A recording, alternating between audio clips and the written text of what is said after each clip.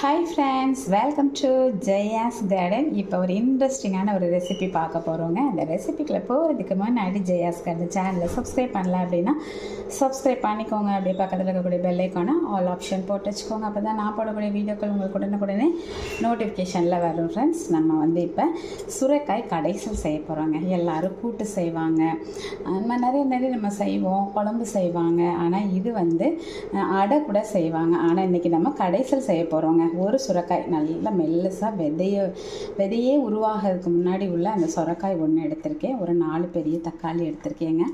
ஒரு 10 பல் பூண்டு எடுத்துக்கலாம். அப்புறம் சின்ன வெங்காயம், நீங்கள் சின்ன வெங்காயம் இல்லைன்னா பெரிய வெங்காயம் கூட போட்டுக்கோங்க. அது ஒரு 20 சின்ன வெங்காயம் நான் எடுத்துருக்கேங்க. அது கூட கொஞ்சமாக மஞ்சள் பொடி போட்டுக்கலாம். இந்த அளவுக்கு புளி போட்டுக்கிறேன்.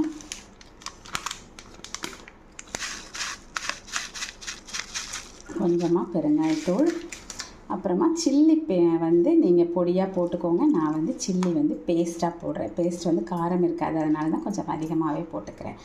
அதுக்கப்புறம் சால்ட்டு போடணும். நான் இந்த உப்பு போட்டுக்கிறேங்க.